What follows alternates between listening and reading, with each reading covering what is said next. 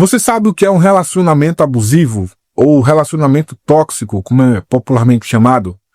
Bom, uma definição que eu encontrei na internet sobre relacionamento tóxico é o seguinte: um relacionamento tóxico é uma relação interpessoal marcada por comportamentos destrutivos, manipulação emocional, falta de respeito, controle excessivo e, frequentemente, abuso psicológico ou até físico, que causam sofrimento e desgaste a uma das partes ou a ambas.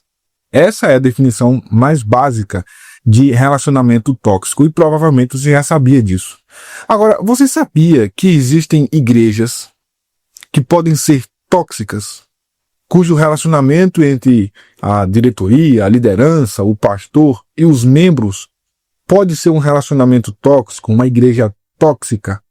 É sobre isso que a gente vai falar no vídeo de hoje. Nós publicamos em nosso perfil no Instagram um carrossel que deu muito o que falar, as pessoas comentaram, mandaram mensagem pedindo inclusive para que a gente fizesse um vídeo falando um pouco mais sobre isso. Eu conversei com alguns pastores, com alguns líderes, para entender até que ponto isso é verdade, né? Até que ponto isso é verdadeiro, até que ponto existe, de fato, uma certa manipulação, um certo abuso, né, entre a liderança e os membros em algumas denominações, em algumas igrejas. É óbvio que isso não é uma situação comum em todas as igrejas. E nós criamos esse carrossel que ele fala sobre os 8 sinais de que você está em uma igreja tóxica.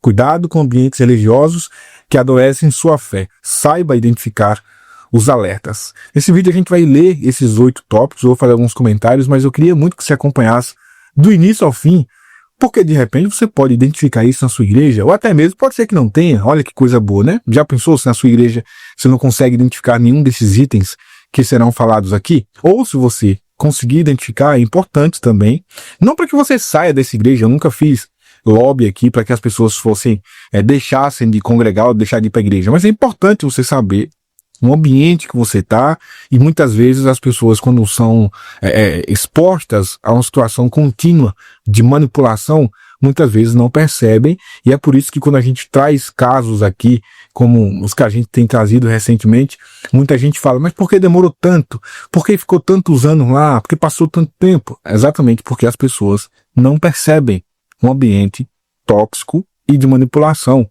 a que estão expostos. Vamos acompanhar?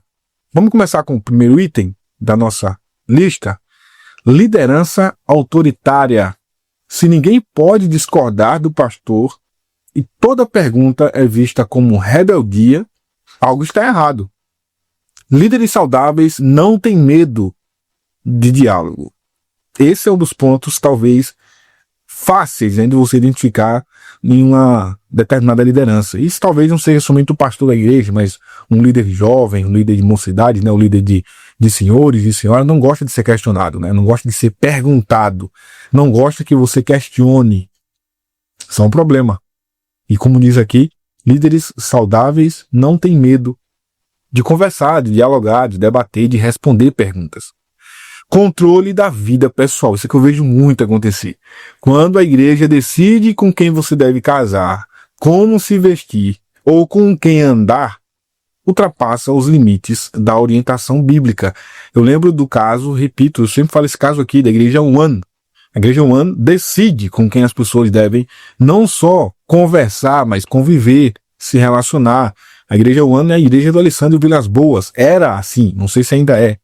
Mas até o momento que a gente trouxe várias entrevistas aqui, vários depoimentos de pessoas que saíram da igreja, que sobreviveram ao que passaram lá, a gente viu situações de controle da vida pessoal. Situações de que membros eram, inclusive, orientados a deixar de falar com parentes, a deixar de falar com membros da própria igreja, sabe? Situações difíceis, situações complicadas.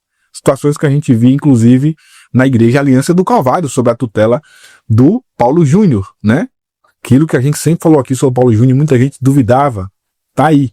Esse é uma das características, né, de liderança abusiva e de relacionamento tóxico com a igreja. Medo como ferramenta espiritual. Isso é outro item muito utilizado.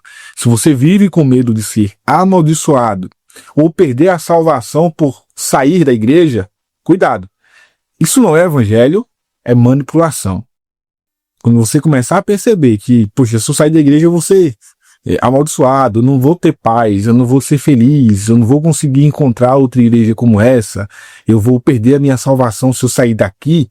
Se você chegou nesse nível, é porque alguém te impôs esse medo e isso não é verdadeiro. Foge disso aí o mais rápido possível, que isso aí é um dos sinais mais clássicos, né, de que você está numa igreja tóxica. Só aqui está a verdade. Isso aqui a gente viu, por exemplo, na igreja Avivamento da Fé recentemente, né? A Aliança do Calvário também é outro grande exemplo disso. A Igreja Humana é outro grande exemplo disso, de igrejas que vendem essa ideia para os membros de que essa é a igreja certa. Deus escolheu essa e não outra, apenas essa. Eu citei esses nomes, mas existem grandes denominações gigantes no Brasil que têm essa mesma orientação, né? Que o líder ensina dessa mesma forma. Igrejas tóxicas se acham superiores a todas as outras, rejeitam comunhão com o corpo de Cristo e isolam os membros. Os membros são aqui. O corpo de Cristo é somente esse aqui, não as outras igrejas. É só aqui. A verdade está aqui e em outro lugar você não vai encontrar de forma nenhuma. Cuidado com esse tipo de manipulação. Esse é um dos grandes exemplos de que você está na igreja tóxica se a tua igreja vende isso para você. Se o teu pastor diz isso durante os cultos, olha, a igreja lá não vai para o céu. A única igreja que vai é essa daqui. Cuidado, irmão. Essa é outra prática comum, né? Exigência financeira constante. Mas, muito embora essa seja uma prática comum em igrejas, e eu vou ter que dizer, neopentecostais, é muito mais comum. Não necessariamente igrejas que não fazem isso também não são manipuladoras e tóxicas, né? Quando tudo vira campanha, voto, sacrifício em dinheiro, sua fé corre o risco de ser comercializada. Já está sendo comercializada, né? Muitas igrejas, muitas denominações, igrejas mais independentes, caminham por esse caminho, né? Sempre que há uma necessidade de pagar qualquer boleto, surge uma campanha na igreja. Toda vez que tem a necessidade de fazer qualquer coisa que envolva dinheiro, surge uma campanha, surge 7 dias de não sei o quê, 5 dias de alguma coisa, precisa de 10 pessoas para... Então, sempre explorando financeiramente os membros e impondo a eles sacrifícios e votos financeiros. Tem alguma coisa que está errada, irmão. Essa é uma igreja manipuladora e tóxica.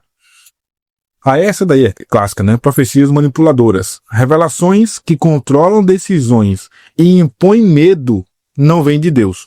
Profecia não é ferramenta de dominação.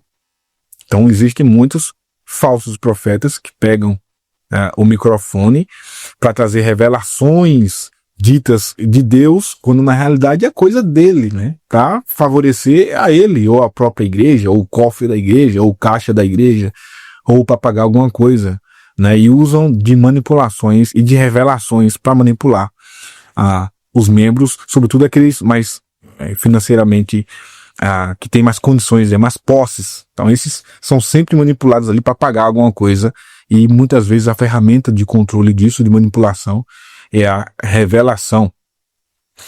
Esse aqui, eu temo até que a gente tenha falando tudo que acontece em todas as igrejas, né? Mas esse é um item muito importante de você observar. E eu tenho visto, inclusive, nas entrevistas que eu faço aqui, ativismo religioso sem descanso.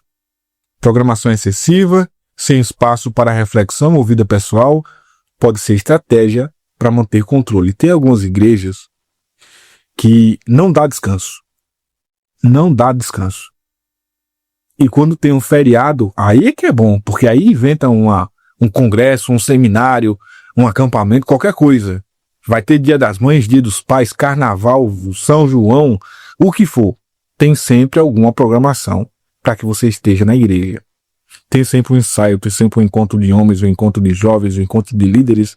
Tem sempre alguma coisa, um culto. Você não pode faltar, uma célula, não pode faltar. Você não pode deixar de estar no culto, de forma nenhuma. Ou não pode deixar de estar na igreja, seja para culto, seja para reunião. Tem sempre alguma programação. E quando não tem, se cria. Mas a estratégia é não deixar você disperso. Talvez em algumas dessas denominações, O argumento é que não, é para a família estar sempre unida. Temos que estar sempre aqui. O corpo tem que estar sempre, sabe, aqui, em comunhão. Entendi. Peraí, mas e a minha família em casa? Às vezes o cara tem um pai ou uma mãe que mora vizinho, mas não consegue ir lá, mora a 20 minutos da cidade dele, não consegue ir porque a igreja tem tarefas, tem eventos, tem programação o tempo inteiro. Cuidado com esse ativismo religioso sem descanso. A igreja não pode ser esse ambiente, né, de você estar no seu momento de descansar. Até na criação Deus descansou. Se Deus descansou, irmão, já é uma mensagem pra gente. Ou não é? O evangelho distorcido, se a cruz, o arrependimento e a graça foram trocados por promessas de bênçãos e frases de autoajuda, a essência da fé se perdeu. Isso aqui tem sido cada vez mais comum na igreja evangélica brasileira, né? A gente tá vendo a Bíblia sendo trocada por livros, né? Frases de Napoleon Hill, livros de Augusto Cury, qualquer coisa emocional, ou frases de efeito que possam servir para massagear o ego, para fazer você, de repente, até ver as coisas por um outro ambiente, por um outro prisma, mas que efetivamente é raso. Não tem efeito espiritual prático absolutamente nenhum. Esse é um evangelho distorcido.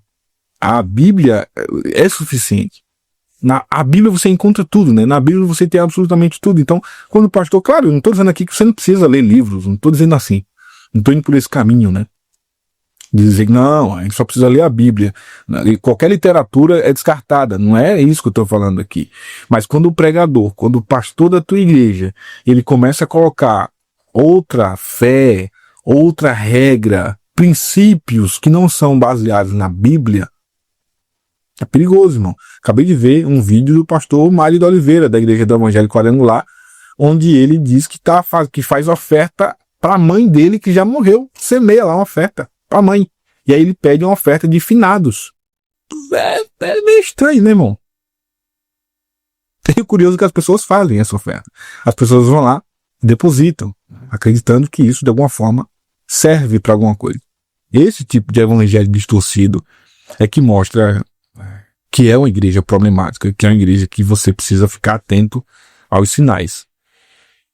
E aí, nós finalizamos questionando, você identificou esses sinais? Isso aqui, como eu falei, é um carrossel que nós publicamos no nosso Instagram, e eu trouxe para cá para que você pudesse também, obviamente, consumir esse conteúdo, né? Fuja da religiosidade tóxica, o evangelho liberta, não aprisiona.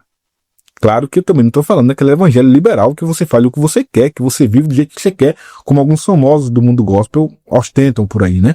Não, mas o evangelho, ele não te aprisiona, não te amarra na igreja. Lembre que Jesus não era evangélico. Lembre disso. Para o começo de conversa, Jesus não era evangélico. Então, se você acha que está na igreja 7 dias por semana é sinal de que você é mais santo, que você tem mais chance de alcançar o seu milagre, não, nada disso, né? Cuidado com esse tipo de pensamento. Não é bem por aí. Então, se você identificou algum desses sinais na sua igreja, comenta aqui embaixo, deixa a gente saber. A gente citou 8 itens aqui. Algum desses se encaixam com a realidade que você vive na sua igreja? Comenta aqui, se algum desses se encaixa, né?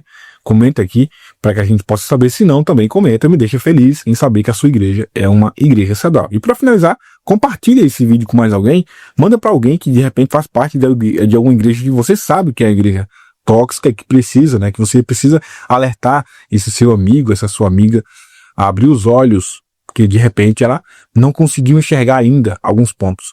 E é sobre isso que eu falei. Às vezes quem está fora enxerga, quem está dentro, vivendo aquilo ali naquela rotina diária, não consegue enxergar, e se você vai comentar, a pessoa ainda critica você, né? Fala, não, eu sei o que eu tenho com Deus, eu sei, né, do meu chamado, eu sei que foi Deus que me chamou para isso. Comenta aqui embaixo o que você pensa dessa situação, se você concorda que existe sim igrejas tóxicas. Deixa também nos comentários qual desses itens, qual desses tópicos aqui faz parte da tua realidade. Tchau.